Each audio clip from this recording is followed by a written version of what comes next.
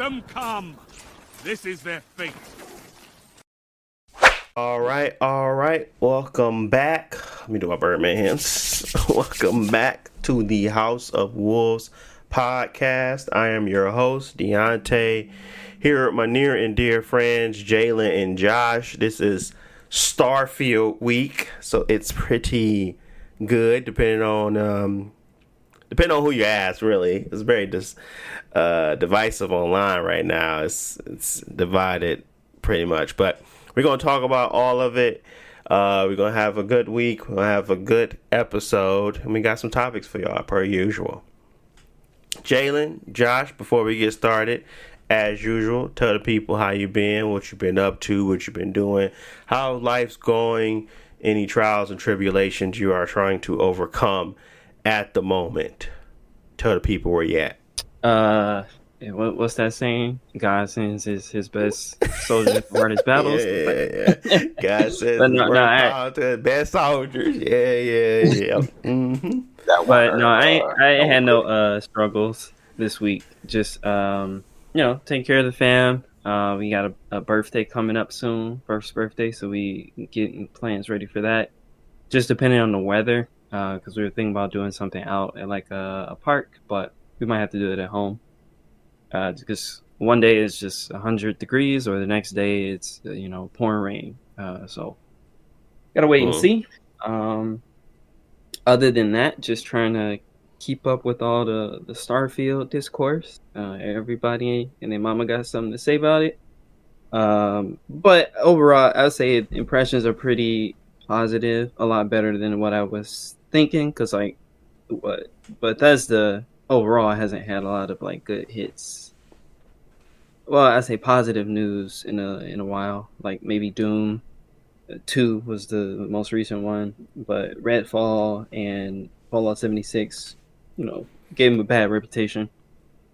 Yeah, they had Deathloop. Deathloop was getting highly praised, even though it wasn't like something I would enjoyed all that much. I liked it, but it wasn't like a 10. But they were getting like higher scores.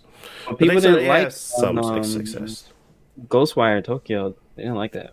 No, I did not. It was like 7-ish game. I liked the animation of it, and I liked the concept of it, like being able to explore Tokyo. But at the end of the day, it didn't grab me like I thought it would. So, other than the news, just been pushing through on Armored Core. Actually like it a lot. Last time I talked about it, I was early in the game, but I'm like a little more than halfway through. I was taking my time just trying to collect everything. But it's still a FromSoft game, but I like all of the changes that they've made as far as like quality of life and things like that, like being able to save your build as a loadout. Whenever you want to sell something, you get like 100% the original cost. So if you bought a gun for $1,000 and you don't like it, you can sell it, get your money back for the exact cost. Try something else.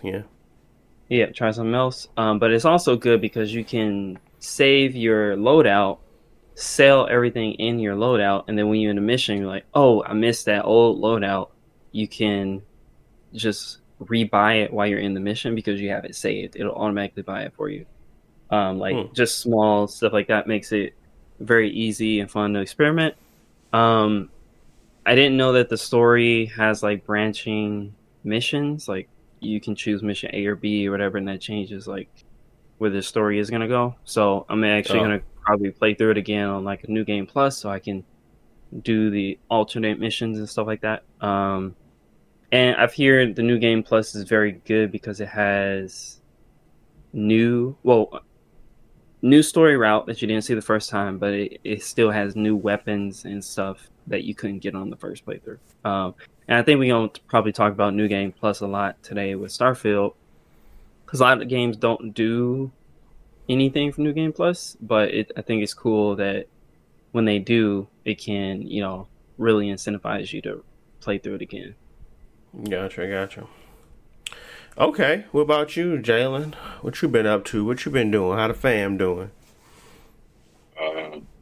What I've been up to? Not much for real. Just hoping traveling.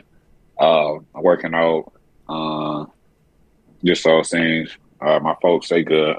Um, yeah, they good. I'm finna go to San Antonio tomorrow to see my brother because he's supposed to be done with basic training or basic or boot camp, whatever you call it. Uh-huh.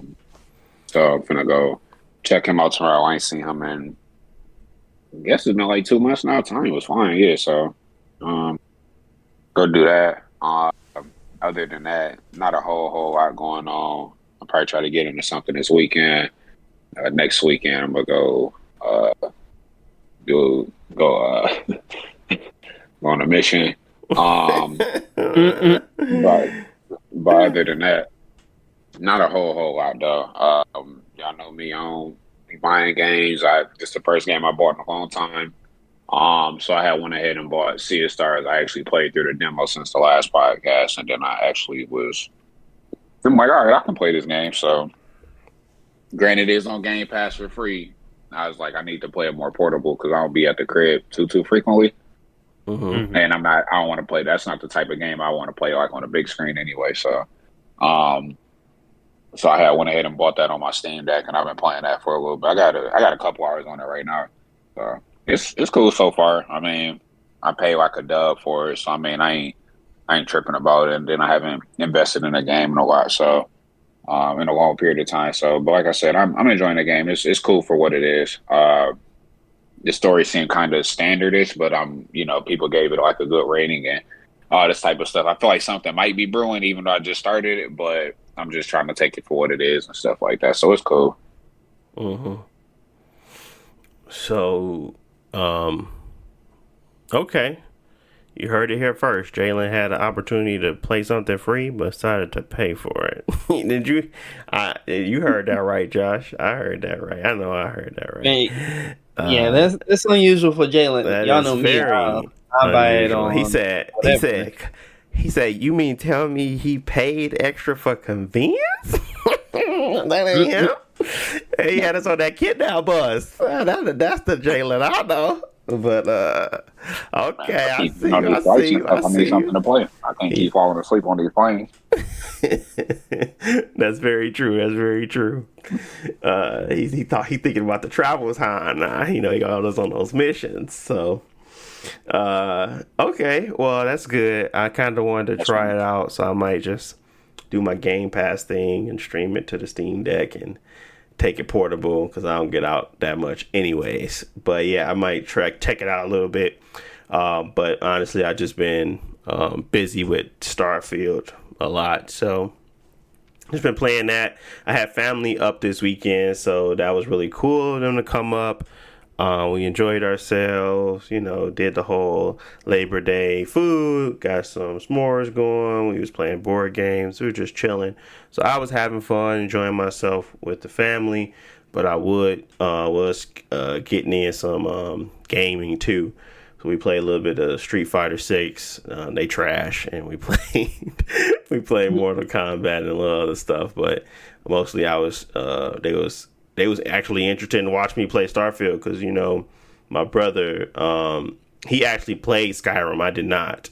So he wanted to see what Starfield was all about. And because I was like, this is a first, Bethesda game in a long time.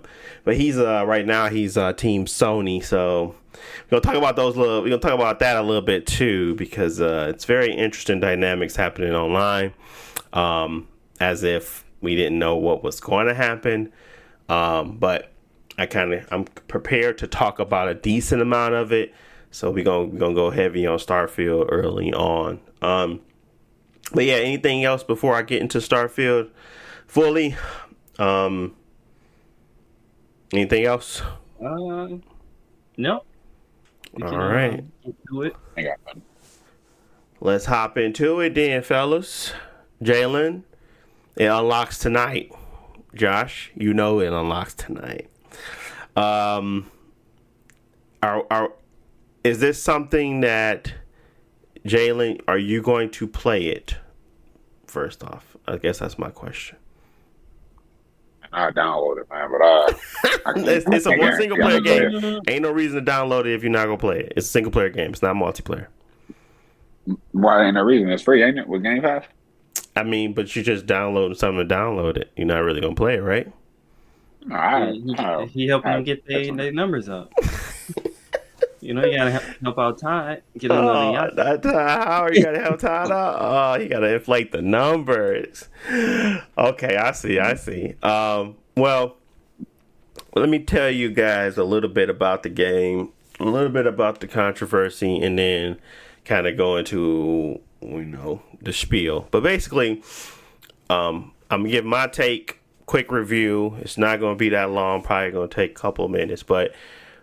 Starting off, the game starts off better than I expected. It was interesting, engaging right off the bat. It kind of gets you into the combat and the thrill of what you're going to be doing. Kind of introduce you to the loop very fast. Does it explain everything on the way? I don't believe so. I didn't feel like I got explained all of it, but I kind of continued down the path of just going through the main missions. Because I don't know, I guess when I was looking at everything and trying to get accustomed to all of the perks and all of the menus and all that stuff, kind of got overwhelming at first, but after about a couple of hours, I was able to figure out most of it. I don't think it's a knock to say that game starts slow. I think that it's not a knock to it. I think it's more of just a statement that it does. It didn't start slow for me because simply I was just intrigued on getting through of what was happening on the screen at all times. It was kind of like, how you go through a game and you're just so excited to play the game, you don't really notice the time that it took to get to a point where you kind of understood everything. Because as I was playing the game, time was kind of like speeding by, and I didn't realize how much time I had on it because I was just excited to play it and kind of explore everything and see everything. So it didn't feel slow to me simply because I was excited. If I was someone that is trying to get into the game and don't care much about a lot of it and not really interested in like the story elements, I could see how this game could feel off-putting to some. But right now, I understand the ship mechanic. I understand weight, which I hate to learn. I hate those types of games, but I understand the weight mechanic. I understand how to, trade stuff and put stuff into people's pockets. Of course, but there's the tradition to have a companion around just to put stuff in their pockets. There is the whole jumping to planets and start, outlining a route, understanding that better, understanding I created my first ship and kind of modded my ship to kind of have this custom look. I understand ship building now and a few other things, but basically I did not know this stuff by just playing the game. I went outside of just the game to kind of get to know it better. So I was kind of looking up, okay, what do you do for ships? Or if I saw something in passing, I see something, I'm like, oh, you can do that. It's like those types of things at first. And then after a while, I kind of wanted to cut myself off from the internet and just kind of play the game. And at that point, I think that's when it really started to just become like way more fun, but time consuming, because there was like plenty of ways I could probably just get to something quicker, but I would rather just go around about and kind of figure out things myself versus just kind of figuring it out. What's the best way to get money? What's the best way to start the game? What's the best way to what's the best way to complete the game? What's the best way to really it's about money, because I'm trying to figure out ways to kind of get through and buy new ships or to get perks or how to level up faster, whatever the case may be. I'm assuming it is just going around killing stuff because you get XP every time you kill something. And that's really where I was getting the bulk of my upgrades outside of the story missions. But it's just so many different things pulling you in so many different directions. That I feel like I'm going to be playing this game for a really long time, and I'm still not tired of it. When It's funny stuff has already happened. Random stuff has already happened. I picked the kid trait, so I picked kid stuff. So I had my mom and dad. They came and visited me at the Constellation Outpost. I'm just like, why are y'all here? And it was just very strange for them to be popping up in places. I went to go visit them. It was just like these like things you wouldn't even pick if you didn't have this trait. So I just know this game is way more expansive than I've even scratched the surface. I have gotten to the point where I have discovered the secret stuff or whatever they don't want to talk about because it's spoilers. And I'm not going to talk about it now. Maybe next episode once it's been out to the general public for more than a day. But there's a lot of stuff there. And at first I was hitting it at an 8 because I was going through it and I was just excited to play it. But once I kind of understood the loop and I understand, I think I got like 6 to 20 hours into it now. I understand the loop. So technically, I haven't even seen all the cities, the main cities. I just got into Neon because I went and did some other stuff. But yeah, I've just been enjoying the game and loving the fact that they just give me the ability to explore, understanding, oxygen usage, understanding the mechanics of the harmful weathers, harmful conditions outside, understanding all that junk is just kind of like you start to role play more than you expect. And I'm just more so engulfed in the world at this point, trying to figure out who I want to be my companion moving forward, looking at interesting ways to kind of take on situations and talking myself out of stuff. And it just feels like I'm always questioning, well, what if I would have did this? And I think they have an answer for it. And what if I would have done that? And they do have an answer for it. So I think that's the core of, Bethesda. Everybody knows this, but I feel like that on top of the amount of polish, I mean, it's still a Bethesda game, so you're going to get somebody that's going to break their neck maybe a few times, and you might get someone that's like, that randomly pops up, but the polish to the fact that I have not seen a crash, everything works properly, I haven't seen anything just break entirely, is really, really great. And I guess when I initially was playing it, I had it at 8, but I can possibly put that to a 9 today. And as I play and continue to go forward, I don't want to give it a 10. Ain't no game really a 10 to me. But I think that they did what they were supposed to with Starfield, at least. And I'm not mad that I bought the merch because I think I'm gonna be playing this game for a while. So yeah, quick review, but overall I think it and it's weird that everybody is kind of having that same sentiment. The more you give to Starfield, the better the game becomes. It is very much so true, and it's hard to explain. Like, what you mean? Ain't the game supposed to be fun up front? It is fun up front, but it's like the more you provide time to it, the more you get to see the true mechanics of it, everything that's happening, all the intertwining systems, and it just becomes a very clear picture that this is probably Bethesda's most ambitious game, most variety in a game, and you're probably not going to get this anywhere else anytime soon. And if they can hold up what I've seen in the last 20 hours over the next 60, 80 hours, I don't see how this couldn't be a potential game of the year contender for me.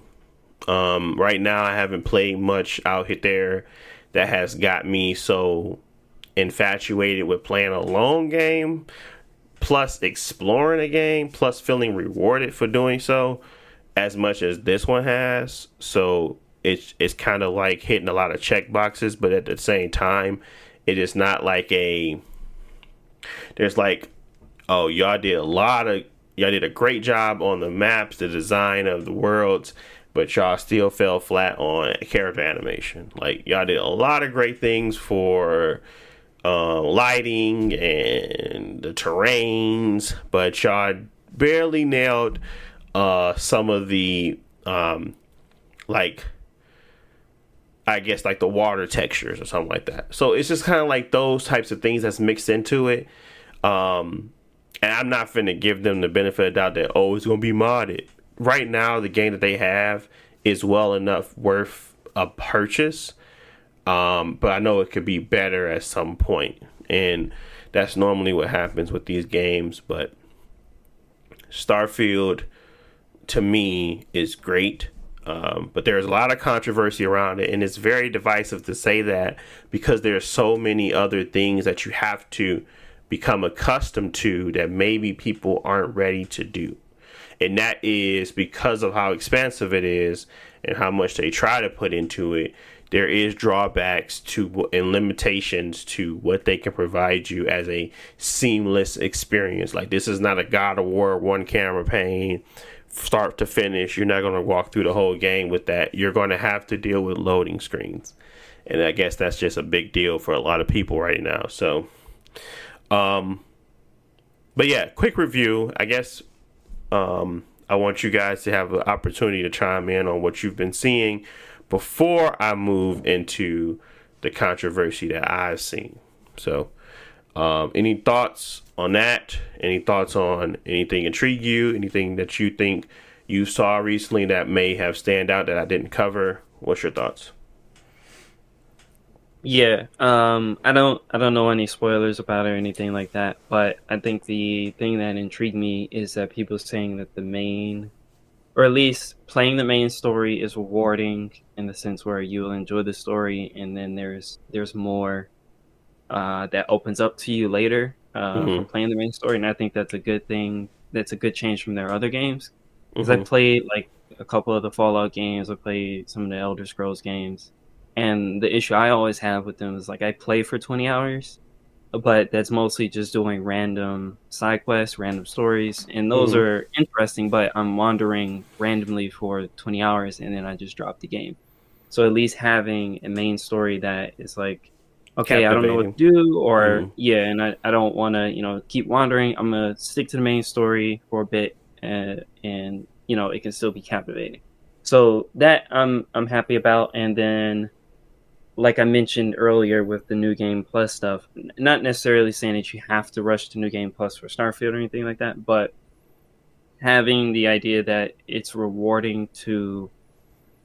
you for playing longer. Like, if you want to beat the game, do all this stuff, you can move on to New Game Plus, and that gives you new opportunities. So the discussions around that have really got me more interested in it.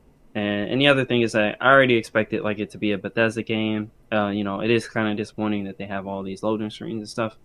But if the core game behind it is good, like the dialogue and the characters that you meet and the stuff that you're doing, I'm okay with that stuff. It's kind of a big comparison I've seen is Bethesda Mass Effect, which is good. I can agree with that. I played a little bit of Mass Effect. I didn't play much, but the overarching feel of being in space is there. Like the feel of, truly being an explorer is there. It's about how they intertwine it and make it up is what's really concerning to a lot of people. It's not like this, like it's not as if it's not there. It's not as if it doesn't have all these branching mechanics. It doesn't have great, it's not like it doesn't have great space battles and like feeling the feel of you jetpacking across the room to go kill somebody and good melee combat and decent shooting mechanics. It's simply the fact of how they present it to you that they don't like. It's really just, oh, I'm going to go into these pre-generated worlds. I want to walk across the whole map. You can't do that. You have to kind of keep it going and land into a different spot.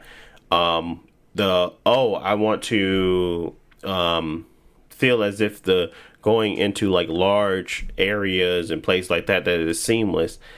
There's limitations to what they can truly do. I don't want to give them a break, but it feels like if there's so much here that I don't really have a concern for them that it's not going to be a good game or that they were trying to cut corners. I think they had to justify having that, and I think the justification was not fun. Like, I don't play No Man's Sky for a reason, because I don't find truly leaving a planet to be fun. I'd rather fast travel, and they do give you the option to fast travel, and you can feel like you just skipping all those parts. But to me, that makes me feel better, because that means that they have packed this game with more to do than to just get to point A to point B. Like, I'm thinking of Death Stranding, where that is the game. Like, they allow you to bypass building a spaceship, bypass building an outpost, bypass space travel. You know why they can do that? Because there's enough content there, so you don't need to do it. That's the whole point of me kind of giving it its praise, even though I kind of understand where everyone is coming from. I feel like, well, if the content is there, and you can literally do, it's like, Fallout or Skyrim in space, and they still put the Bethesda game there, but they also provided you these other mechanics that you don't necessarily have to, intertwine with, but they're there. I don't really see the problem.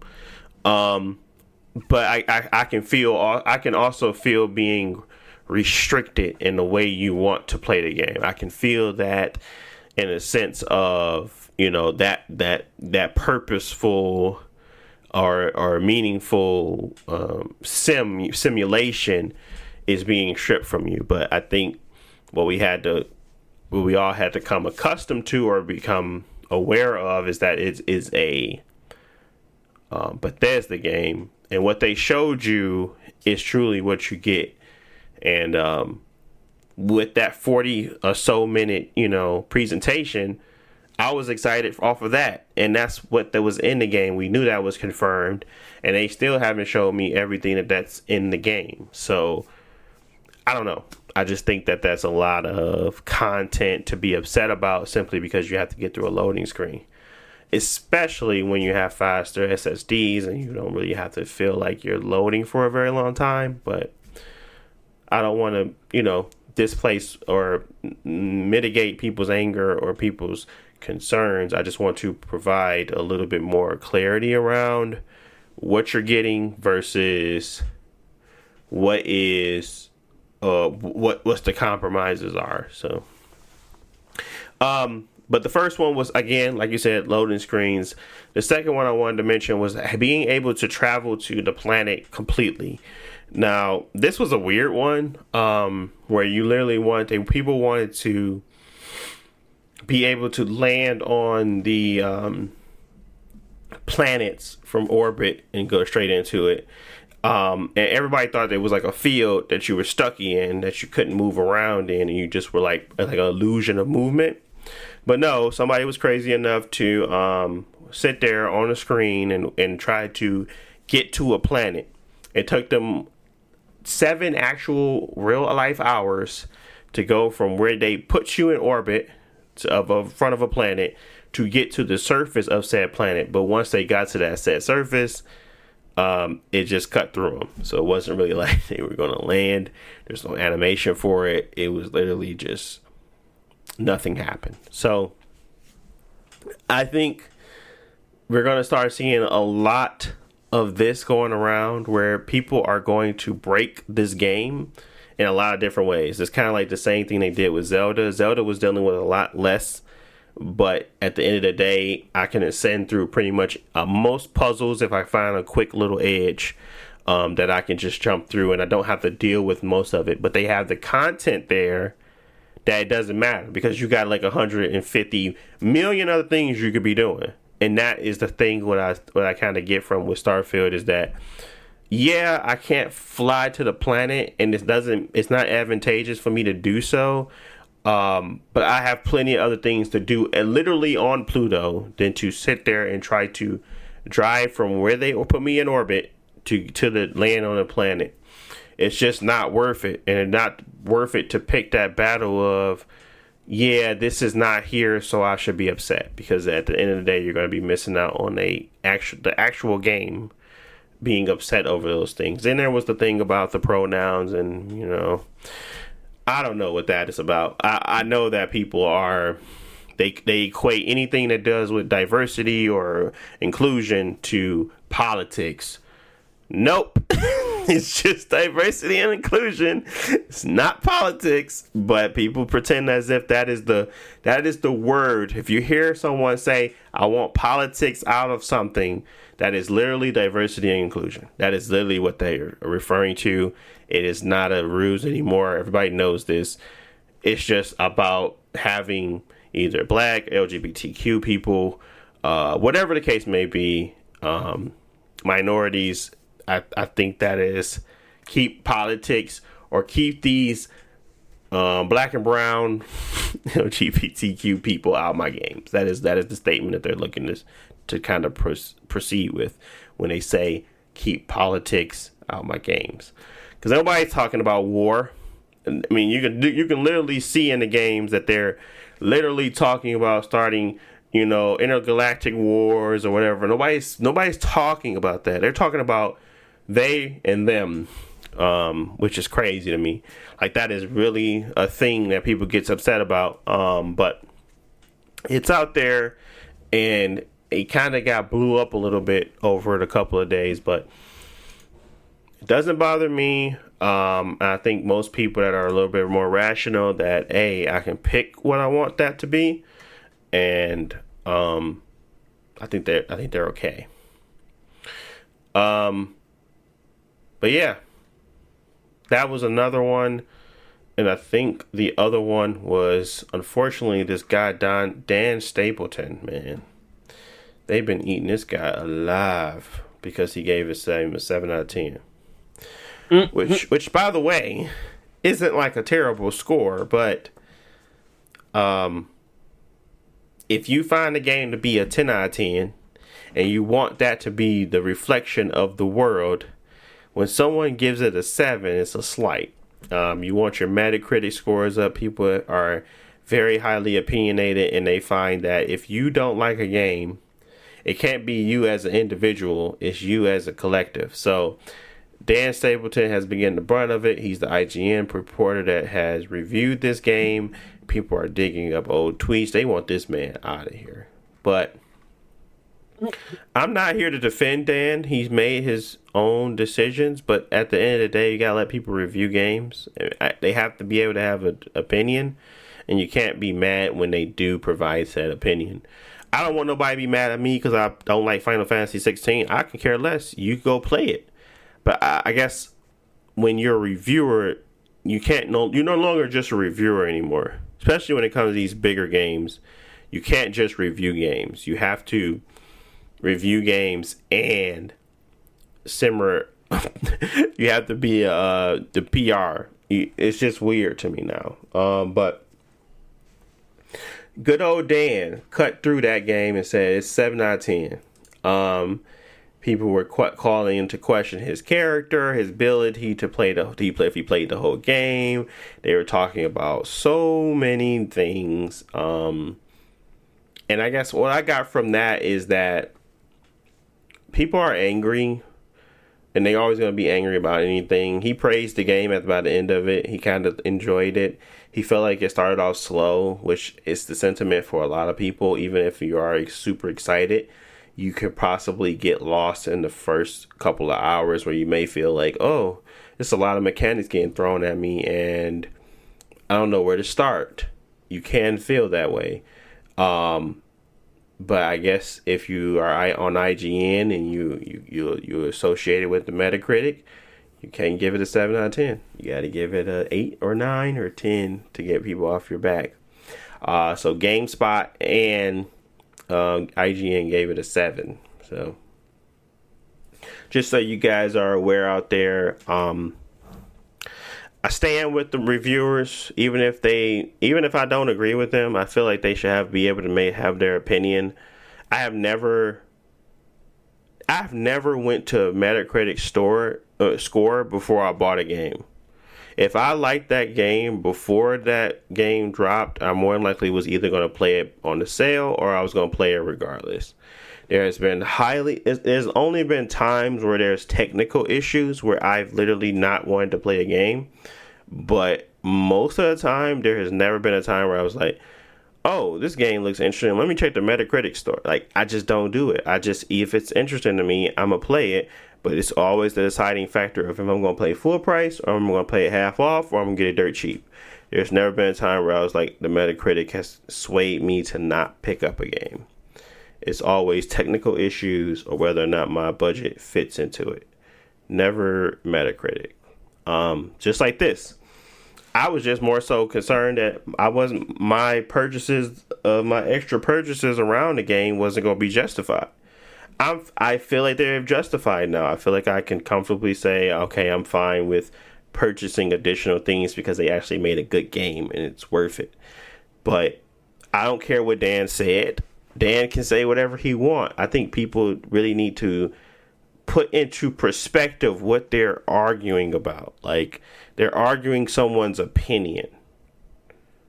Do you get that? You know how insane that sounds, that you're arguing with someone based off their opinion? That's insane. It's kind of as if you're literally trying to purposefully change someone else's mind. It's not like he's going to recant his statements and come out with something new because you badgered him. His opinion is always the same. He may learn something from how he either delivered it, but his opinion of the game should never change. It should always be a 7 in his book. Maybe his delivery, maybe adding additional hours to his gameplay, maybe talking through a lot of the mechanics in a thorough way and not being, thrown off by small things that he may have missed. But again, Starfield is a large game. You can't see everything in one playthrough. It's just not going to happen. But I don't know. I guess you guys have any thoughts about people and review scores? The funniest one I ever come up to is always too much water. But I just never I just never thought of reviews as important outside of technical reviews. Yeah, when it comes to like Metacritic and stuff, people get too obsessed with something. Like if Spider-Man 2 comes out and it's at 83 on Metacritic, it's not the end of the world. It's not the end of Sony. It's not the end of you and the things that you like. There are going to be more Spider-Man games in the future and stuff like that. So people get too obsessed with holding the games up to a high standard. Like, I like Zelda games, and Zelda games always have high Metacritics, but I don't personally care if Zelda's number 2 or 3 or 5 on Metacritic as far as reviews, because that doesn't change the actual game. Like, my enjoyment of it, they can still be my favorite game ever, and it's a 77 on Metacritic. So that people just have to let that go. I think that's just a consumerism thing that's come up because people do the same thing about movies. Like, so-and-so made $1 billion this weekend at the movie theaters. And, like, it doesn't matter. Like, you don't get paid. You're not a CEO. You're not an investor. So a lot of that stuff you have to let go. Like, it's cool to have praise for the thing that you like and to see it get its accolades. But, it personally, you shouldn't be going to war over that type of stuff. At the same time, no, especially not trying to get nobody fired either. Yeah.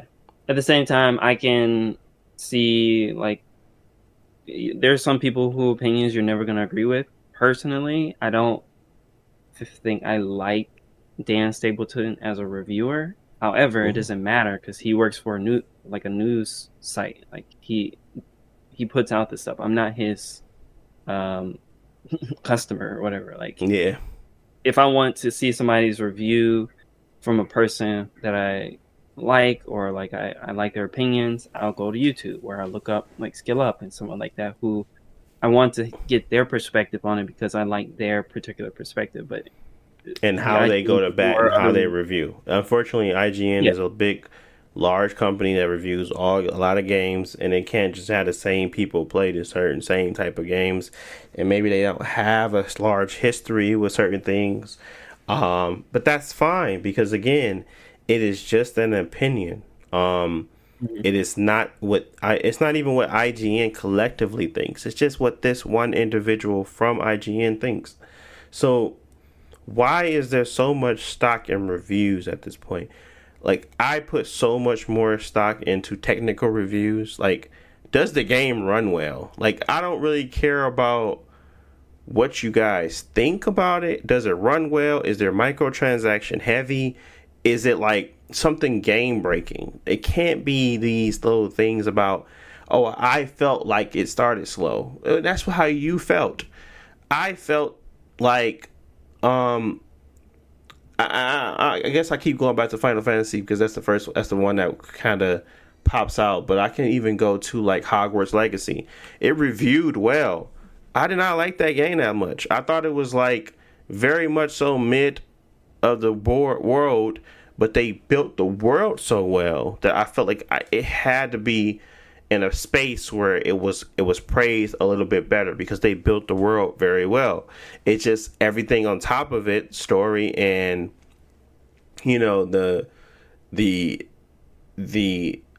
story, really it was really just a story, and I guess my character, I just wasn't invested in them, but it was really just the most sort of the story that drove me to kind of be like, this is not what I was expecting, and it felt like it had no consequences. I felt like whatever I did, it was fine, and that's not like a real true RPG. It's just like a story game, and I felt like they didn't know what they wanted to build. They should have pushed more into the RPG elements. But from a technical standpoint, it ran well, looked good, and I was able to finish it. So I never think from that perspective. I just think if I'm interested in the game or not. And if it looks good to me, and then like I said, I go and get other people's opinions sometimes, but it's truly after I've already bought the game. Like, I don't wait. It's not like it's a wait situation. So yeah, I don't know.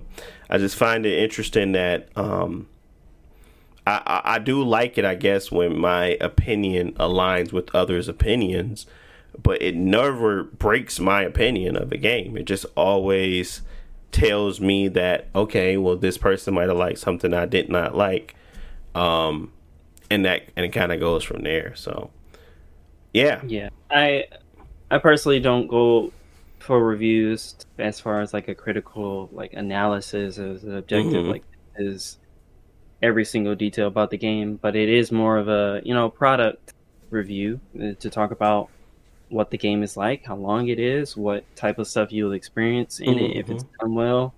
And then because like I do want to see reviews where it's like, oh well, the game is good for like 10 hours and then is unfinished and there's no ending.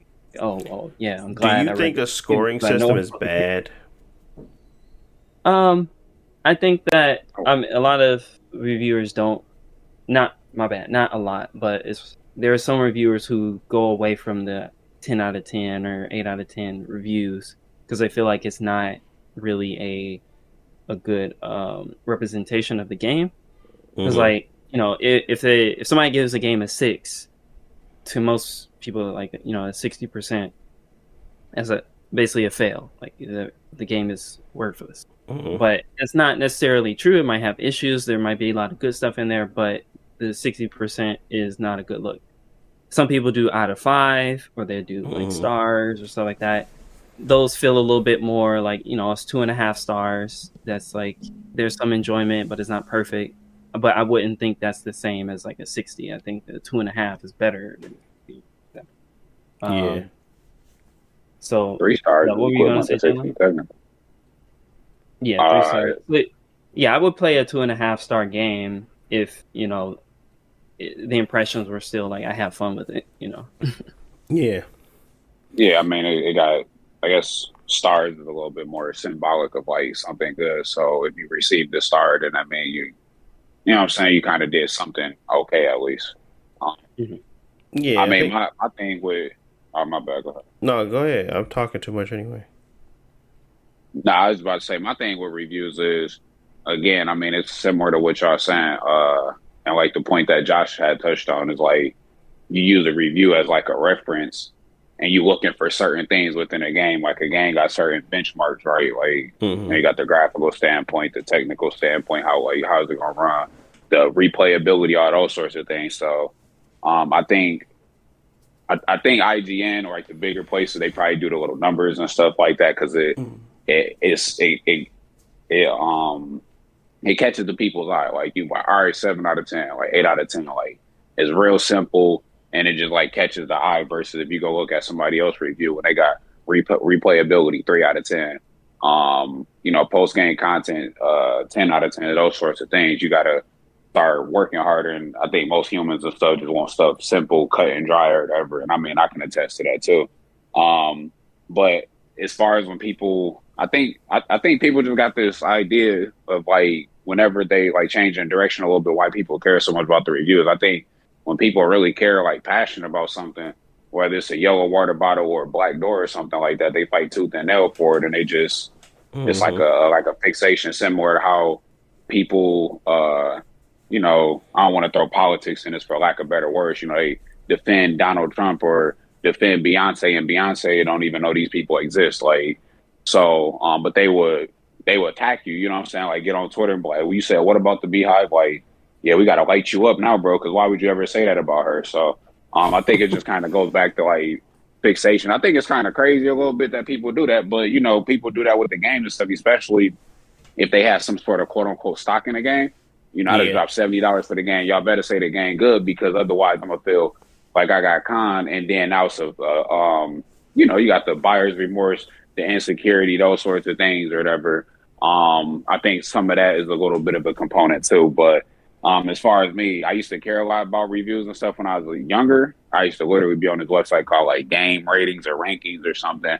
And the games would have ratings and stuff before it even come on. I don't know how they calculated these scores or anything like that, but I used to be like, man, I'm kind of passionate about this game. Like, this game people need to know that this game good and stuff like that. But then you get older and realize a little bit, you be like, I mean, I'm just using these reviews to help me understand the goods and bads about the game. And I'm just taking it in for what it is. And I can agree or disagree with some of the things that the person said. They bite Pokemon or Omega Ruby Alpha Sapphire got too much water. It's still the same game that y'all gave a 9, 10, 15 years ago. So like, I don't know if I resonate with that statement, or maybe the times change a little bit where people just don't like water no more. You know what I'm saying? Because of, we get too many rainstorms or something. I don't know, but like it's just one of those things you just got to take with a grain of salt. But I think a lot of people lack the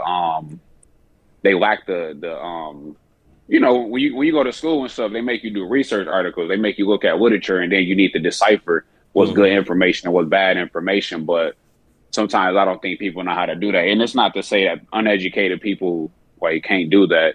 Educated people do that as well too. So it's just, I think it's a little deranged a little bit or crazy, but it's fine though. I mean, making people lose their job over a review is crazy, or trying to get them to lose a job.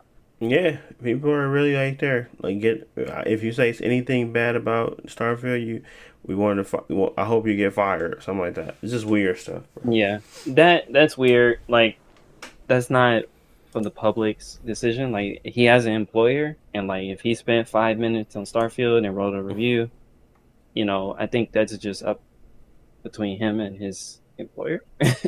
If that's what they're okay with, then that's what they go with. You can criticize IGN as a, corporation, but attacking people on the internet for their opinion is dumb. For a review.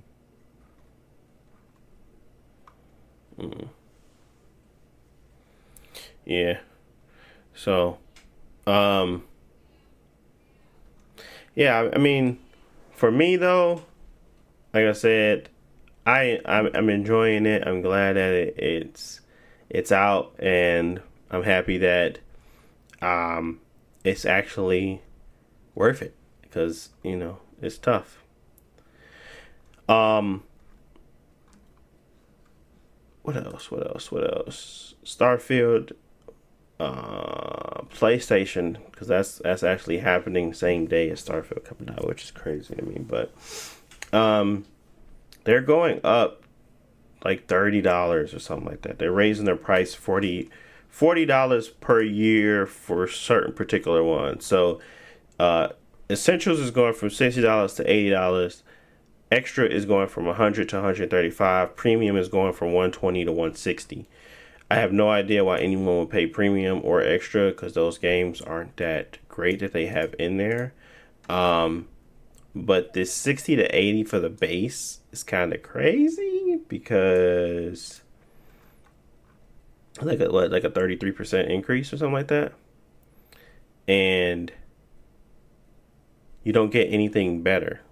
They still got bad games that they come out with monthly, and you still got the same services. So they didn't add anything new or interesting. They just raised the prices. They can get away with this? You think they can get away with this, Jalen? I mean, yeah, they're gonna get away with it in a sense. There's nothing that anybody can do about it, but I think that there are gonna be people who would cancel their subscription because it's not necessary. Mm-hmm. You know, like if the price is low enough, you don't think about it because it's more passive stuff. Like you get a couple free games here and there. Maybe you might like one every couple months, and you get to play online with your friends and stuff like that. But for me, like I don't play like non-free to play multiplayer games that often. So even like paying for online is crazy to me because I wouldn't do it for a single game. And then if the games that are offered in their service is not that compelling, then I would just cancel it and not even worry about it. Yeah. So this is a weird move, I think, because they should be trying to like instill. I mean, Xbox does it too. You know, everybody's gonna raise their subscription price, but you have to continuously deliver quality content to that service before you start raising the price. I don't know. Yeah, I think that's kind of why they wanted to do Game Pass Core and add some games in there because they wasn't really going to be benefiting us or people with just those those cheap games that they were providing us every 2 months. I mean, every month. They were terrible games. It wasn't worth it. So they had to figure out a different way to kind of get games in there that was useful. And they kind of introduced the Game Pass Core subscription where you get access to a library of games that they curate, which is cool because, again, you get some benefit from just having gold. And you still get to keep all the games they ever gave out if you had gold previously. So that is how you add value to something that is going away. You don't just raise the price. And that is what they did. They Gamecast Core did go up a little bit, but they at least added something. PlayStation didn't do anything. So, and from my book, it just seems as if they were getting in while the getting's good. I won't be surprised if Nintendo follows suit and they don't do nothing different. And I know Xbox is probably going to have some stuff down the line. I don't think they're going to be doing anything anytime soon because they just did one, but they're all going to go up. I just don't want to see it go up 33% every time. This is the biggest increase for a subscription-based thing since in a while. I mean, I don't know if Netflix was higher. Because I don't remember if they went up $1 or $3. I think they went up $1. And I know that it was a pretty steep one for YouTube, but I still don't think it was 33%. But yeah. I think like you said, throwing an extra dollar on there every year, like some services do. Because like when Disney came out, I don't remember, it was like $10. No, it was less. It was like $6 or $7 when it came out. But then every year they add $1 to it. So now it's getting close to Netflix price. But just doing it, we're gonna raise it $5 for no reason. Yeah. Yeah. I think quite. Yeah, I mean it still comes out to like $1.60 something a month. But it just feels worse when it's like 60 to 80, It's not like going from, $5 a month to this because they don't even have that tier. It's just like the yearly subscription, I believe. I don't even know if you can still buy 1 month and stuff like that. it just feels weird, bro. It just feels weird. So, but yeah, Sony is raising prices per usual. Now it was expected. Just didn't think it's gonna happen so fast. But yeah, what's some thoughts from you, Jalen, on this? I know you don't even. I don't even think you have anything on your PlayStation that you play that's not free to play. Yeah, I mean, all the games that I pay to play and stuff like online, I just did on the Xbox since I had the Game Pass. Most of those games they on both platforms or whatever. So, I mean, my thoughts on this is I think we had touched on this in a podcast before. Because I'm either that or I'm having deja vu about what I had said. Like y'all said, it needs to go up by a small amount, like incrementally. And I understand, like, I think most people understand it needs to go up in price because of like inflation and stuff like that. And maybe, they've been helping us out, quote unquote, because PlayStation Plus has been $60 for like the past, about 10 years at this point. But again, it don't look too well when it's just that big increase, like 33%. It'd just be better off if just putting like, maybe like $1 here and there or something like that, right? I think another thing is I don't know if they put an announcement out. I think that would have helped mitigate some things. I'm talking about like far in advance, but I mean, it's kind of hard to tell the future, so I wouldn't really expect that. And the last thing is like kind of what you had touched on about like the Game Pass. I mean, I think it's important for, because businesses, they need the force, right? They can't keep making product if they don't have profit. So they need to find some sort of sweet spot if they want to go up by that much and add in like these like benefits or whatever that kind of make it that increase invisible or try to mitigate as much by, well, if we do this, we're going to put out, it's going to diminish how much we can make a little bit, but at least the consumer is going to be happy because they're going to continue buying this product or whatever. So, but going up from 60 to 80 without quote unquote consumer justification, I mean, that's kind of steep or whatever. So, I think that's something that really should be taken into consideration. Because I wouldn't do that if they just going to increase it and not give me anything extra because I feel like I'm getting ganked at this point. Yeah. Yeah.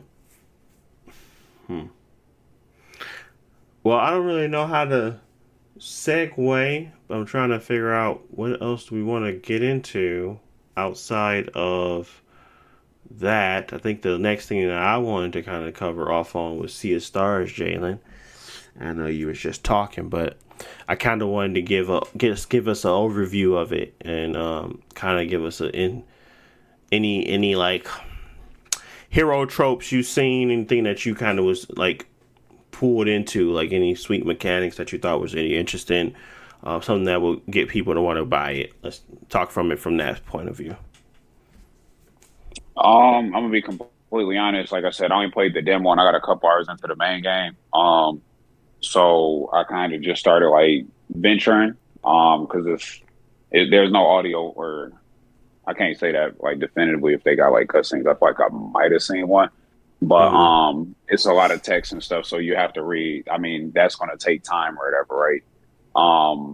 But I mean, the story, like I said earlier in the podcast, it seemed like it's a standard story. You got two heroes or whatever. Like I don't fully understand like where they came from or whatever, but you basically got two heroes or whatever. They undergo this like training and stuff like that. And from the looks of things, it looks like they're gonna have to try to save the world and stuff like that. I don't know how the party system is. I got my third party member. I see that as like 5 slots at least. So I don't know how many people I'm gonna actually have in my party at one time, and if it's like 3 people that's fighting and 2 on standby, or it's 5 people on the field at once. I don't know how all that's gonna flow. The mechanics and stuff of the game. I mean, it's kind of like turn based. It's not that active time battle. I haven't played Chrono Trigger in probably a couple of years, and I didn't play it too heavily. I think I made it to I probably had at least like 10 hours in the game. They compare it to Chrono Trigger and stuff like that. I can't tell you how the Chrono Trigger battle system is and stuff. Previously on the podcast, Josh had touched on like the placement of enemies and things like that. I don't know how that works entirely still, because I had seen that one of the dude abilities, it's basically called Hurl, and it says something about the placement of enemies, but this is only in a demo version, so I don't know how that works. But Mm-hmm. if you use her, I guess it's supposed to affect like the enemy placement. Enemy placement do come into play because I could use like a shoot a fireball or whatever, and it's gonna hit one person, and then it's gonna hit two people next to them. But if the enemy's not next to each other, I'm only gonna hit one person with it. So you take a little bit of that into consideration. Also, another thing with the battle system that I thought was, I'm not gonna say it's the most interesting. It's just a little different. Is the mana bar, like your MP. Mm-hmm. So like those things you need to use like your magic. Yeah. So first off, you get magic by just doing like physical attacks. I don't know if there's things that boost how much magic you get per hit, but you swing on them on average, or all the time. I've been getting 3 mana points or whatever. And then to use certain moves, like right now, I got 9 mana points. To use a fireball, I think that junk take like 8. So it's like I can use one fireball, and I'm gonna have to use 2 turns to get 3 mana, 3 mana or whatever to try to Do it again. get another fireball. Yeah, so it's kind of like you kind of want to use it like sparingly. One of the bosses I fought, they kind of switched their vulnerabilities and stuff like that. Mm-hmm. And they got like different damage types and stuff too. So depending on how they switch their vulnerability and stuff like that, depends on how much damage you can do. But again, we talking about like that fireball, man, like the mana to use the fireball. So I'm like, I could hit dude with everything I got swinging, right? But he might switch his vulnerability, and then I gotta wait 2 turns to get my fireball back, and now I'm missing out on extra damage. You know what I mean? Because I could have saved it and stuff, and I got to rebuild it back up. So you got that. You got different weapon types, and then the other thing that I noticed is that let me just try to make this real quick. The other thing I noticed is sometimes the enemies do something like they're gonna try to use like a strong move, and then they would have like if you hit, it's like this little slot thingy. If you hit them with these 3, they might have 3 slots or whatever. And they like, well, if you hit me with a sword 2 times, and then you hit me with a hammer or something like that, then you're gonna break me where I can't use my the strong attack that I was gonna do. So there's some incentive to try to coordinate different attacks and stuff like that. But other than that, I mean, it's an RPG game, and like I said, I'll probably have more information on it next week or something like that, because I've been playing it a little bit. So maybe next week or the week after, depending on how my schedule is. But I mean, it seems straight. I mean, you equip stuff. You got a cooking system where you cook food and stuff like that. And the characters, they seem interesting enough. And then, like I said, I feel like it's something brewing going on with one of the characters, but I don't know exactly what's really going on. It just kind of, like you said, the hero tropes and stuff like that. They seem like, usually you get one dude that might be too cool, like a Sasuke dude, but they like boys or something. And then you might get one that's a little bit more like, hot, fiery, like hot blooded and stuff like that. But both of the characters seem like they are similar to each other and not like tropey, I guess, if you will. But it's cool though. I like it so far. I mean, it's just kind of the stuff I observed with the game or whatever. The graphics and everything, cool. My Steam Deck be losing battery playing it, so I guess they doing something with the graphics and pushing it, or it's poorly optimized. I don't know, but it run good and stuff like that too. So, like I said, I mean, I'm enjoying it. The soundtrack, I mean, I ain't did nothing too crazy, but we'll see how the soundtrack evolve and change and stuff like that. Hopefully, it's good. So, yeah, I really can't wait for them to bring out the Steam Deck with the better screen, because I've been using this thing a lot. Can't even front.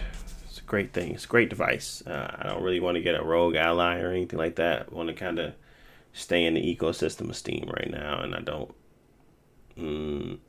Steam OS, I mean, because it's not Steam technically, but Steam OS is really cool to me. So I want to keep working within that.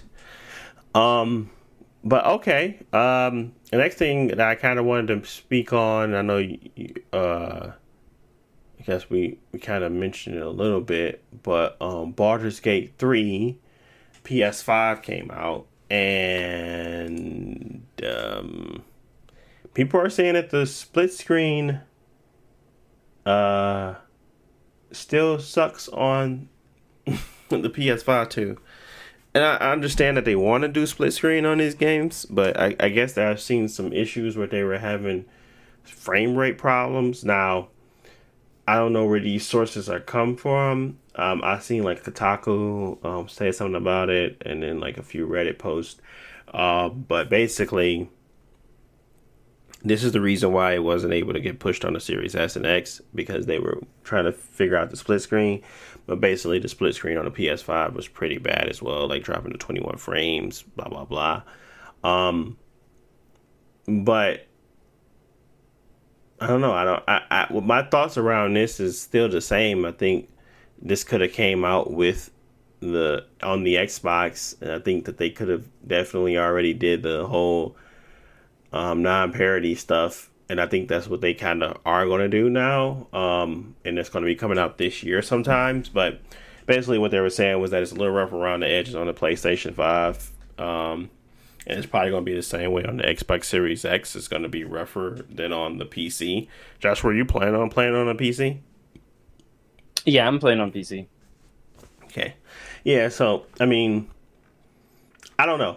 I guess it's not that big of an impact to me. I think there's like an HDR graphical bug as well, but I just wanted to mention that there is been some reports of Baldur's Gate is not running and not doing the best on the PS5, which is kind of expected. It's an expansive game from a very small, not that small, but small studio, and it's not going to have that level of polish, especially when you've been doing the play testing on the PC, not on these consoles. So I don't really get that this is news. I just know that, does it run well, or does it run to the point where I can get to the end? Yes, I think that's good enough. But there is some stability issues out there. If you were planning on playing this like couch co-op or something like that, you might want to check into those reports. Armored Core, Josh, let me let you talk for a little bit. Give us, I know we talked about it last time, and I think you spoke on it a little bit earlier about some of the things that you like the slice of life stuff. Or like not slice of life, but the stuff that they updated, and like the ease of playing, and those changes that they made. Yeah. Anything else that you kind of wanted to mention? I don't even remember if we talked about that off or on the pod. No, I'm kind of lost. But yeah, give us a little bit more about Armored Core since you've been playing, got a little more time into it. Anything's changed? Anything different that you want to mention? Yeah, I think I talked about it a little bit on the podcast last week, but I was so early in the game, I didn't have too much, I guess, to say. A lot of stuff I've learned after, and what I mentioned before, it is a build focused game, just like in the Dark Souls games and stuff. You can even make your build, you want to be heavy with a giant sword, or you want to be heavy and you throw a lot of magic and stuff like that. It's the same kind of concepts. But this whole game is built around it where it's a lot easier. You don't have to go grinding out boss fights and stuff to find the specific weapons that you need to make your build. You have everything in the shop. And every chapter, they add more items to the shop. So this chapter, we're going to introduce energy weapons and stuff like that. So you can start experimenting with those type of builds. I think that opens up a lot of creativity, which is the most fun part. A lot of people I've seen talking about it is just like them creating a build that they like and overcoming the obstacles. Or even if it's not a build that you personally like if I want to play a melee build, but this boss is long range and I need long range, I can still switch it up to a long range build that works to beat the boss, but it's still my own style to it, It doesn't have to be a cookie cutter, build as well. The bosses are pretty challenging. I didn't get to mention it last week because I didn't get to it, but Balteus, he's like the chapter 1 boss. If you ever see any images online, he shoots out like 100 missiles at the same time, and they track you, and he's flying around in a circle. So he's a really tough boss, but it's also like really, really fun because you get to really, it's fast paced. The music is good. The boss is difficult, but you learn his patterns. You dodging all the missiles. So I think that so far that's been my favorite boss, but there have been some highlights after that. Overall, just really, really positive stuff. If you're interested in Armored Core, I think that most people would like it. It's just that you have to be still in the same mindset that it's a From Software game. The whole purpose is to fight these difficult encounters and get good and try out different builds, and that is the biggest draw to it. The story, I said it had no story before. It does have a story that is slowly building to. It's just I would not recommend it like to go into it for the story. Like there might be some surprises in the story that make you like the game a little bit more, but you're playing the game for the robots, for the combat, for the customization. I haven't tried the PvP yet, but it is there. Oh, they got PvP? Yeah. 1v1 and 3v3 PvP. Oh, that's interesting. And it has a lobby system, kind of like a fighting game where you create a room and people jump into your room and fight. There's no quick matchmaking or anything. You gotta use the lobbies. Yeah.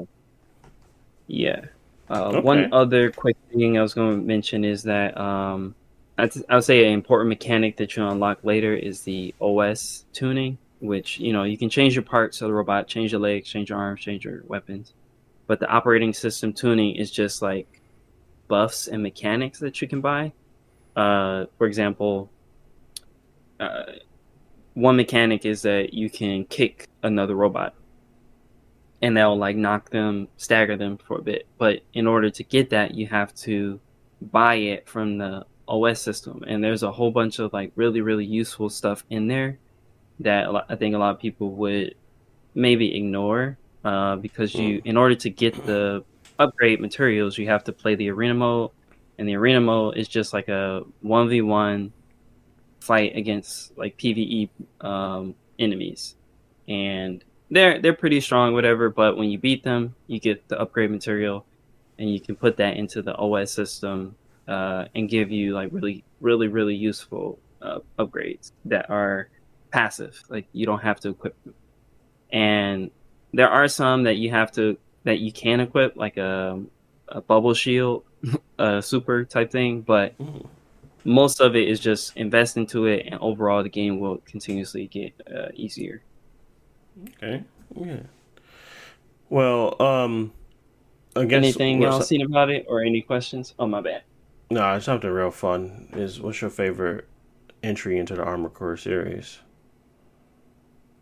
I started with Armored Core 4 on the 360. I played the old PS2 games, but back then those games were really dumb controls and I didn't like them. But the one on the 360, the controls were good. I liked the games. So Armored Core 4 and 4 Answer are both really good. Probably can pick them up for $5. They might be backwards compatible, I don't know. But yeah, those are really good.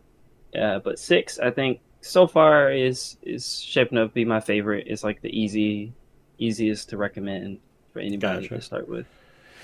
Yeah. Okay. Well, good. One Piece live action. They delivered the goods. At least some people are saying that they delivered. I seen one part about Shaxx not being in the water and people not realizing that he's not a devil fruit user. But I think that was it. Only thing I seen that was people were I didn't like that. But a lot of people like the action. They like the anime. The VFX. And they liked a lot about it. But I don't know. I mean, I haven't tried to watch it yet. I tried a few times over the weekend, but like I just said, it came out not too long ago. It's kind of difficult to kind of start a show and finish it. But I am going to give it a shot. I mean, I was waiting on the next episode for the actual One Piece anime. So I mean, my expectations aren't that high, but I'm glad that people are liking it. People that even haven't watched One Piece before are saying that they enjoyed it, which tells me that they are going to stay true to the anime because there's nothing not to like about that original season of One Piece. Like, it was just a gang of people getting together, going out to sea, trying to conquer the world. Like, that is very simple to understand, and these characters are, you know, they are deep enough that you don't need much else. You don't need to kind of make it filmy. You just need to do justice to the characters. So I think that's good. But yeah, I think overall that it's really hard to pull off live action anime in any regard. Like Dragon Ball Z, I'm talking Bleach, I'm talking Death Note, I'm talking any anime that has ever come out that is live action has been atrocious. I mean, even Avatar. So for them to be able to pull it off with one of the biggest animes in the world, it's good. It's good to see. I think they said a lot of it came from Oda being involved than anything. Which he's like, y'all not finna mess up my stuff. Y'all not finna have one, and nobody's finna be romancing another crew member. None of that crap. He said none of it, which is awesome because, like I said, I like his vision, and I like what he did with his characters. So in the show, getting some cheeks. They want everybody to get some cheeks, man. I'm like, man, what you mean? Somebody in the show was. I'm not familiar with the One Piece characters, but there's a dude with white hair. He was getting some cheeks in the show. In this show? Yeah. In the actual live action? In the live action. Man, who got white hair in Smoke? One Piece? Vin Smoke? What are you talking about? No, he white hair and like does he wear a suit or like Sanji? Sanji got gold hair. White hair, gold hair, you know, it's anime hair. It's not like natural hair color. You talking about Sanji was getting cheeks in the show? Oh man, he is a ladies' man, but he don't never get no itches because simply he just looked too over I haven't watched the show. What I can say is I seen a screenshot where either Sanji was getting cheeks or Sanji showing cheeks on the screen, and that's what I was gonna bring up because every live action adaptation always has to do the same thing. Where Master Chief was live action, so you gonna see Master Chief cheeks, and then Sanji is live action, so you're gonna see some Sanji cheeks. Oh my god, Sanji live action. Now you got me looking this up. Let me see.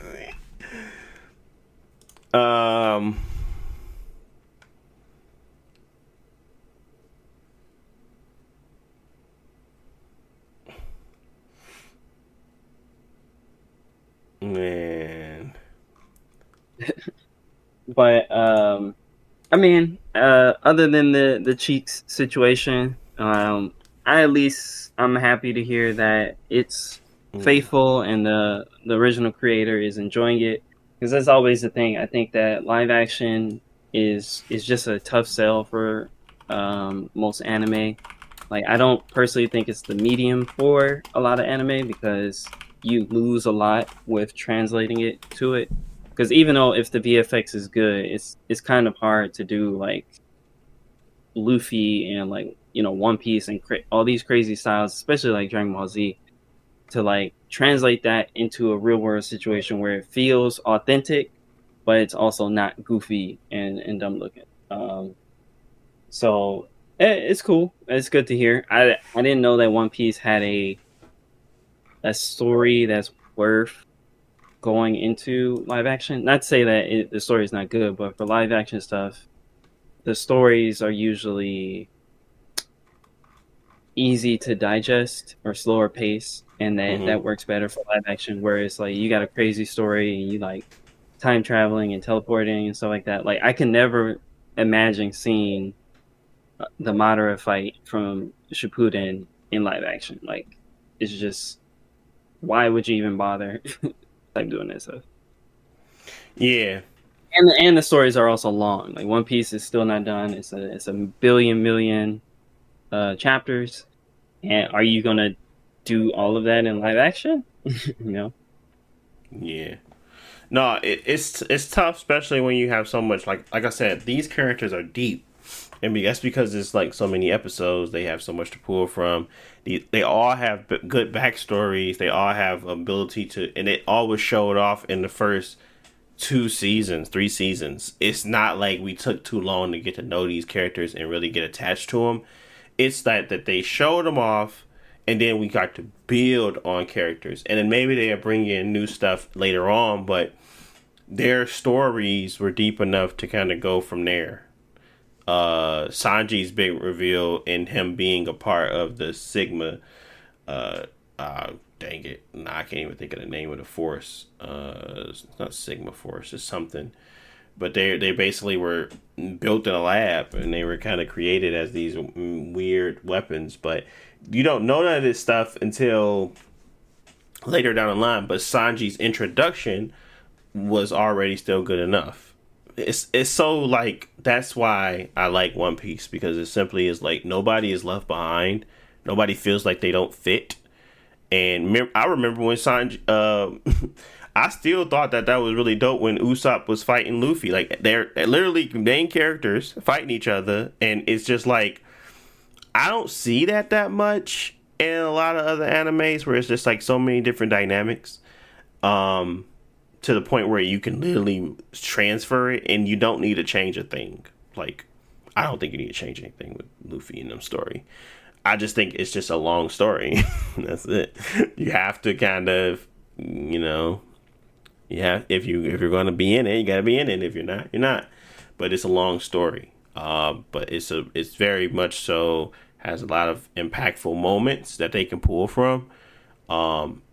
And this could go on for a long time. I don't think it could ever be like stale, because it's just so much. So I want to see the pacing of it, though. I want to see the pacing of the live action, because I don't know what that looks like yet. I know they're not going to be doing like they're not going to be doing a short, parts like they normally do in the animes, in the animation, or the actual cartoons, or let me say the anime, not cartoon, but the anime versus the live action. I want to see what that pacing look like. I want to see how much stuff they cover in every episode. So we'll see.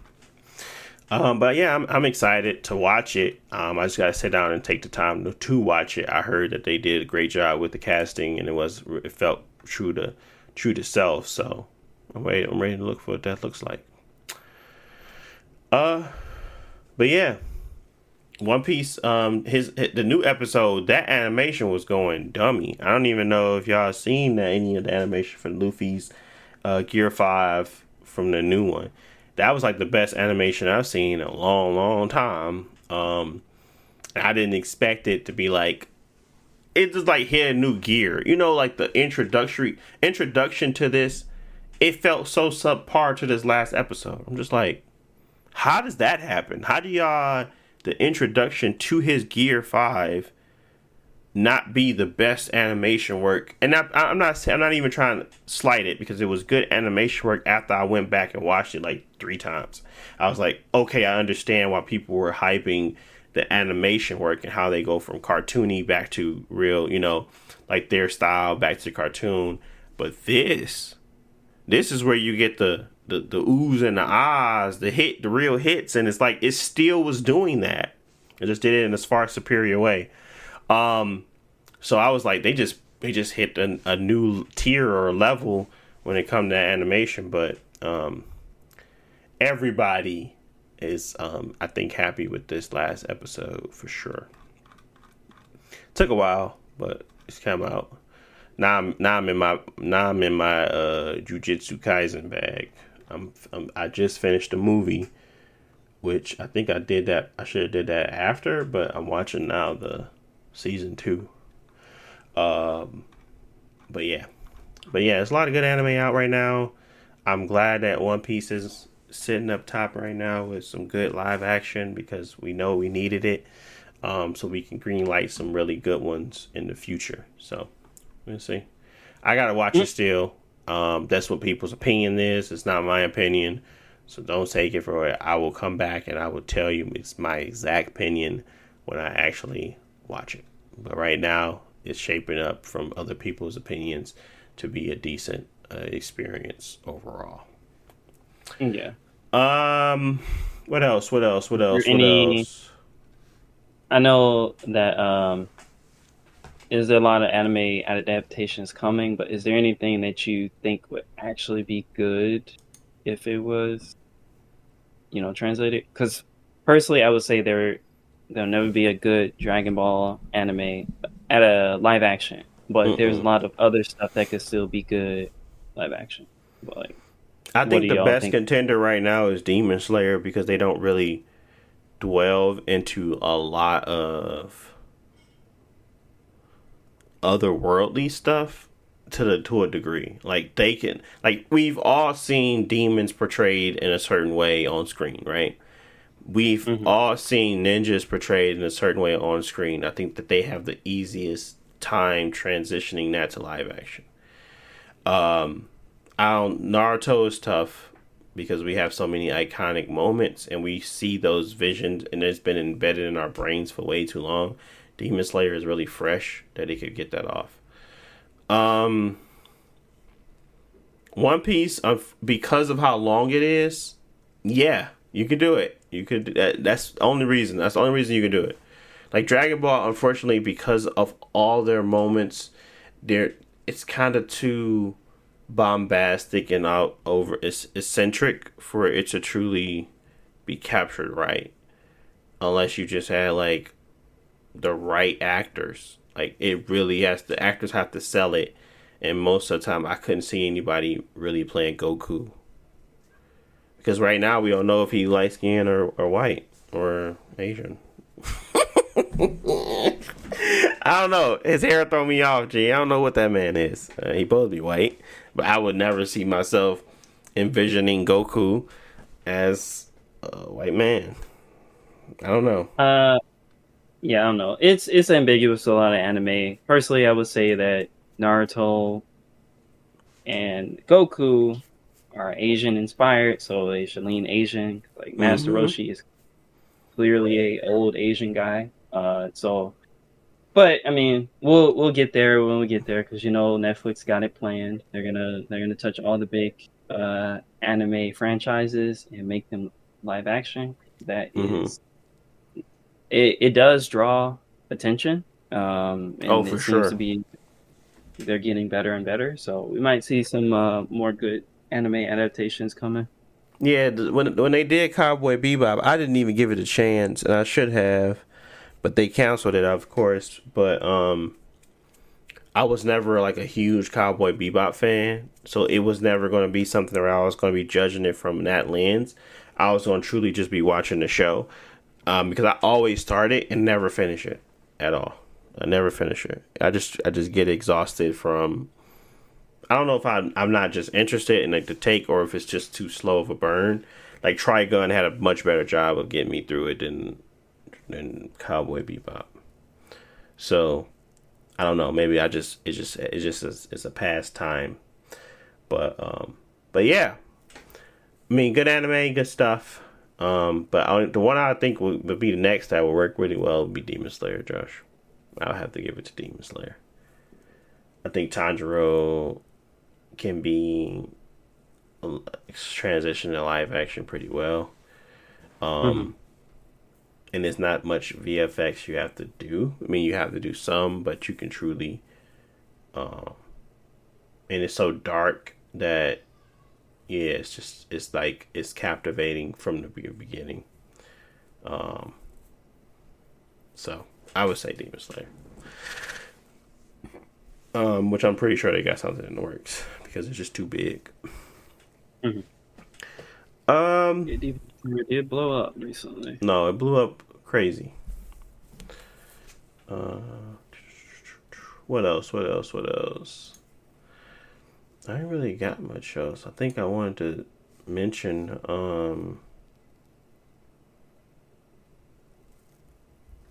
Yeah, I think that's it. I didn't really have anything else. Final Fantasy is on sale for $50 right now, and they did add some DLC content. Um, but yeah, that's it. That is it for me. Anything that you guys want to cover off on or discuss? Uh, well, Nah, I I ain't got don't. nothing. I don't want to go too long. I was going to ask about games that I'm just say it as get better over time, because a lot of people were having contention with that as far as like Starfield. Like Mm. it, I think there's a difference between it having a slow start and then literally the game like giving you new mechanics like deep into the game. I think Mm-hmm. that it for me, I don't mind. There are a lot of games that do that that I enjoy. Like I really like Final Fantasy 13, but it's a game that gives you new mechanics late in the game Mm-hmm. that kind of make or break the game, and without them, you're not getting the full experience. But at the same time, not everybody wants to push through on that. So with Starfield, for example, you mentioned that it gives you a lot up front, but like, do you have any feelings towards games that like withhold mechanics for a long time? Um, Xenoblade Chronicles X. Where Oh they yeah, don't give you your freaking thing for forever, and you say it's like yeah, probably one of the better mechanics in the game. Um, I think yeah. that withholding that put me off. Um, there was um for Horizon Forbidden West. I wouldn't call it a bad thing, but they don't let you fly into the end of the game. But that's like if you're a completionist, that would have been nice to have before you can went around and completed everything. I didn't do that, so I enjoyed Yeah. that. Once I got finished with the game, I was able to fly around with the flying robot, and just complete stuff. So, Hogwarts Legacy had a pretty good pace. Um, no, there was nothing like there is some like there is some problems when it comes to like very much so game changing mechanics. And Hmm. then there's like things where they like, oh, we got to come back to explore this. Like God of War Ragnarok did a lot of this, which I did not like a lot. Like if you're a completionist, you like to finish everything, and having to backtrack because you don't have the right thing to break the wall or something like that can get tedious. But again, it's all about exploration and reminding yourself of where you went, where you didn't, and have not went. Um, so I think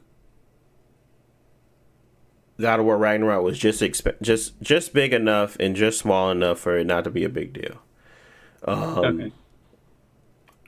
But I'm trying to think if there was anything else that really made me upset. Um, that really was like, wow, I wish I would have had this a long time ago. Um, nah, no, not really. Like there's never been like something like really game changing that was kept from me. There's always the slow and thoughtful process of getting upgrades as you go that will allow you to get to new areas that really is the way to go when it comes to me and expanding my arsenal. Hmm. Um yeah, I wouldn't say the paraglider in Zelda would be an issue either, because it's showing you mechanics, it's showing you how to get around without it. You do take fall damage for a while until they finally give it to you, like 4 hours into the game, because you simply are exploring this big rock before you fall to the regular world.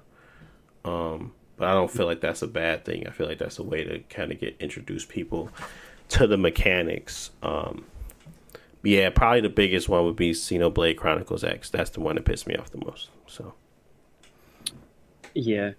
I'll say that's a good example of like most of the time I can wait because even if mm-hmm, it's a mechanic that's really good, they're usually easing you into it and they're giving you other stuff. But it's like mm-hmm, Xenoblade X that is kind of the core of the game, and like once you get it, that's not the end of it, because like you can't even fly yet when you get the robot, and so it's like you gotta wait another 5 to 10 hours before you can fly. And it's like, okay, now the game is fully open, I can actually explore.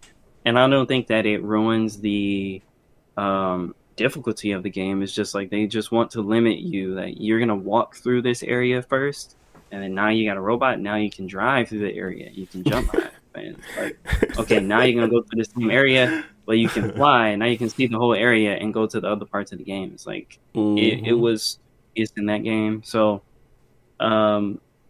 Starfield, I don't think it's the same situation. The story might be a slow burn in parts. But I don't even think the story, man. I think you'll enjoy it at the beginning. I like my characters. I like the people I was hanging out with, and I kind of wanted to just get to talk to them a little bit more. And as you explore with them, they start to engage and talk, and they interact with the people that you're interacting with. So like you have to really think about who you bring in. Like I wouldn't be bringing Sarah, the upright, uptight, stick up her butt woman, to all my dealings in Neon, so I switch her off for somebody else like Andrea or something. So it's just like I always felt like I was super involved in the game from the beginning, and I don't know. I think that I was just excited to play the game, and maybe that's why it made the first few hours feel like nothing, because it just felt like, no, it doesn't feel slow. It feels as if I'm learning a lot fast. And that's a given though. It's a big game. It's a lot of stuff going on. Now I can understand if you did not like the story elements and you didn't want to talk to people, then yeah, you probably feel like, man, when is this game going to really get going and let me do what I want to do? But you do 2 missions, or not even 2. You do like one thing, and then you can just run off and do whatever you want. They give you a ship, and you're just off to the races. You don't have to go where they want you to go immediately. So it's not as if you can't do these things. And there's like small, intricate things that happen. It's just like, man, I have never played a Skyrim or Bethesda game, so I don't know how deep this stuff goes and if this is something new.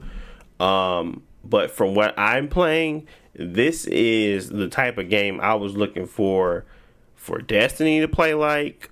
Like, I wanted to have like an expansive story with companions and have fun doing things often. I have like gunfights, finding legendary items, finding things that help me out. Like I found a helmet that halves my mass of my weapons so I can carry more stuff. Like I'm just having fun exploring the freaking game, bro. I'm like looking at all the crap I can pick up, the valuables, all this junk. It's just like I have not felt like this is a chore yet. I just felt like I'm just playing the freaking game and I'm having fun. Yeah. And you might have a different experience. I'm not saying it's for everybody, but I'm saying if you are someone that enjoys those types of experiences, I really don't see you having to hating this game. You might not give it a 9, but you ain't gonna hate this game. It's too much. No, I like all the other games, but from what you're saying so far, it seems to have strengths over Skyrim and stuff like that. Because like the companions and people you meet in like Skyrim and stuff, they don't have any real depth to them. They're just your pack mule. You give them your items, and they might say some funny stuff every now and then. Yeah. But Starfield is a big interest for me. I just hope that I can finish it. I might stick mostly to the main story for a while because like I want to actually finish a Bethesda game. Yeah. But we'll see. I haven't gotten to the point where my stuff makes sense and like my consequences. I mean, like if Sarah, if she keeps saying she don't like the stuff I'm saying to her, or if she don't like the stuff that I'm doing out in the world, like dealing with the underground people, making bad deals, pushing people to give me money instead of just saying I do it for the free. Like I don't know how that consequence is gonna look like, but I have been trying to avoid doing shady things. I'm like, I need my money. I'm not going to be doing this stuff for the free, and I'm playing as a Ronin. I'm someone that's for hire. Why in the heck am I not getting paid? Because you start a constellation and you want me to play this one? Like, listen, bro, I'm gonna go with Andrea. Andrea, she know what it is. She like, I understand the world. I'm like, cool, because I'm taking you instead of like everybody else. I mean, I understand. I like 4 out of the 5 I've already met. So I just don't feel like I'm gonna have like I'm going to feel like the game is losing its legs very soon. I just don't feel that way. So I just don't know what how you gotta figure out if the consequences really matter or if they're just saying stuff and they just want you to feel like it matters. I need to see what's going to be the impact from my actions on the world, what happens. And from what I've heard and what I've seen, you do have some of that in there. I don't know how deep it goes, but I don't want my first playthrough to be like forget everything and just go balls to the wall and everything. I just want to kind of play like I would normally play an RPG. I don't want to be quick saving everything in case something go wrong, but maybe some important stuff. But overall, yeah, I'm just playing it how I was gonna play it and going from there. So, but yeah, this has been a long one, so we're gonna end it here. Check out Starfield. It comes out today. If you want to check it out on Game Pass, like I said, go ahead and formulate your own opinion. Don't take anyone's word for it. If you think the game is interesting, play the game, bro. Like, ain't nobody gonna stop me from playing One Piece Odyssey. And I still gotta play it. It's still on the backlog. Nobody's gonna stop me. It's gonna get played. Ain't nobody stopping Jalen from playing Dragon Ball Z Kakarot. And ain't nobody stopping Josh from playing Deus Ex Human Mankind. Whatever the case may be, nobody's stopping you. Just play the games you want to play, bro. Stop acting like these people have power over what you're going to play. They don't. If you enjoy something, just go enjoy it. Take it from me. I'm gonna play a 6 out of 10 Naruto game. Whatever. Enjoy my Borderlands. Whenever I'm buying every Far Cry. I just bought 6. I'm buying all of them, baby. I might go buy Avatar, Far Cry Avatar with avatars in it. You know what I'm saying? Like, I still like the formula. Y'all tell me every time, man. That game waste of time, but I always go buy it. I'm waiting for Far Cry Space Edition. Don't get me started on Just Cause. You know, Jaylen used to cook me for that one. I still play those games, baby. So it's just play what you want to play, man. Don't let nobody tell you no different. If you enjoy something, go enjoy it. But thank you guys for listening as always. I want to thank you guys for getting here. If you got to this point, you're the real OG. We're going to have lots to talk about next week as well. So stick around, subscribe, give us thumbs up, whatever you got to do. But thanks again for listening, and we will talk to you all in the next one. Peace.